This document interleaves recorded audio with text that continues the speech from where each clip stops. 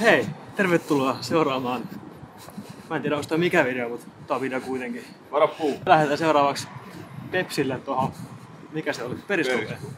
Periskopeen ja suunnitellaan vähän tulevia juttuja valmennukseen ja F1 puolelle. Mä oon nyt vähän passiivis-aggressiivisella tuulella. Tässä on 7 viikkoa kisoihin. Koitetaan pitää pää kylmänä tänään ja Pepsi kylmänä. Kyllä se tästä.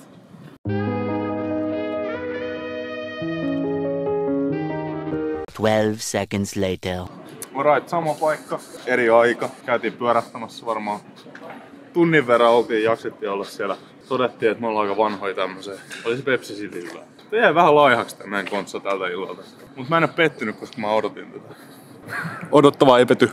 Odottava ei pety. Nyt mennään saunomaan. Sulla ei oo paprika. Ei siis mun mielestä oikeesti ole. Me syötiin sun paprikat. Niin siitä yhdestä pussista, mutta se oli yksi avaamaton pussi. Ei oo. Onko se tosissaan? Sulla ei oo paprikaa siellä. Joo. Kohta on. Kohta on. Nyt mulla taitaa olla.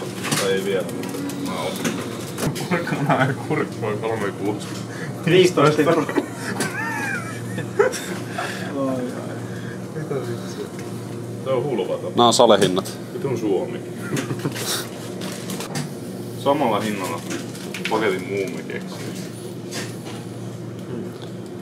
Olisiko mieluummin paketin muumikeksiä? Vai porkkana? Katsotaan mitä mieltä Tenho, meidän ruokatieteiden maisteri, on mieltä tämän ravintosisällöstään. Et sä herran jumalan margariini.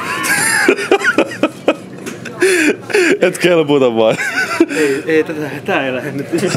Se ei kukaan ota margariinia leivän. Se on koeputki. Tai oikeesti koeputkijuusto on Lidlin näitä mun kolmia. Mut siis Villeminen molemmit tulee tällä hetkellä dietillä, niin täytyy tehdä valinta.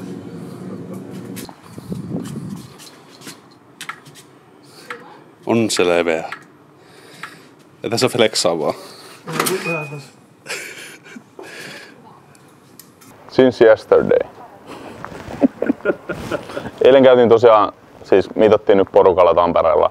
Näitä me ollaan tehty tässä nyt muutamien kuukausien välein tässä, että Tenho asuu kuitenkin vähän kauempana, niin vähän toisessa maassa tuo PK-seudulla, niin se on kiva tälleen treffata porukalla. Mutta eilen käytiin ihan vaan pyörähtää keskustassa, että tekee meikäläisille hyvää. Mitä te nauratte? Tenho vähän leikkii siellä. Jaa, kannattaa näitä hypistellä tässä. Joo. Käytiin pyörähtää vaan keskustassa, se tekee mulle ihan hyvää. Nyt on about 7-8 viikkoa kisoihin, niin se on ihan jees, että muutakin ajateltu vaan pikkusen. Ja sitten käytiin ihan vaan saunomassa ja henkeen kuului, että otettiin sitten yökyläreissulla Arnoldin dokumenttia. Mutta Tenho vähän huijas, me luultiin, että se oli elokuva, mutta se olikin dokumentti. Mutta se oli yllättävän hyvin tehty. Mikä se nimi oli? Arnold. Okei. Mutta siis ei ollut pitkäveteinen. Siinä oli niinku tälleen tapahtu asioita. Se oli hyvä. Ja nyt tämän päivän missio, kuvataan vähän valmennusmateriaalia, koska näillä kahdella pojilla on kamerat, mulla ei. Niin me vaaditaan aina, että me ollaan kaikki yhdessä, että me saadaan mitään aikaa.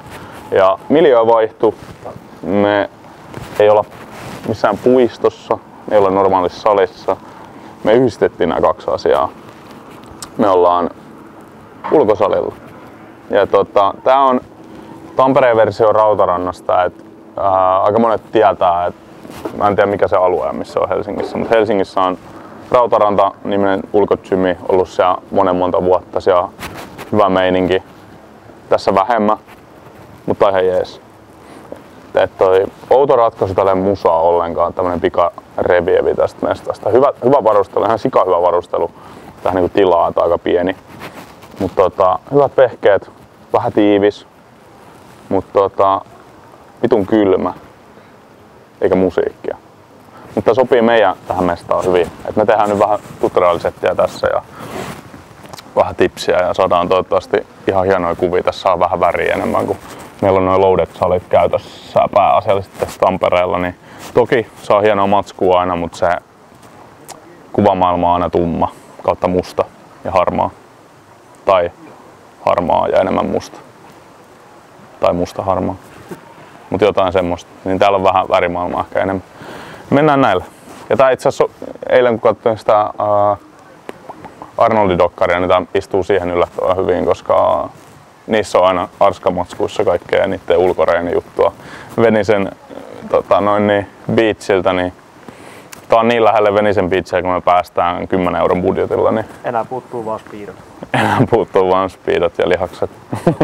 Nyt saatiin reissupäätökseen ton Rautarannan osa. Mä en muista mikä ton nimi oli. Tosi vihreä nimi.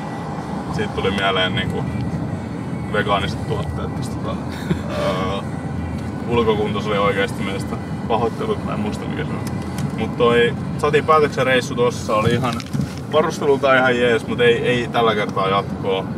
Mut ehkä niinku ite ei kyllä oikein osais välttämättä reenaa ulkona muutenkaan. Mut kuvausmestaksi ihan jees.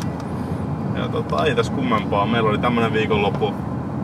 Vähän chillattiin ilta ja otettiin tommoista kontenttia tossa ja saatiin ihan hyviä kuvia ja videoita kyllä aikaiseksi. Kiitos kun katsoit videon ja kato joku toinenkin.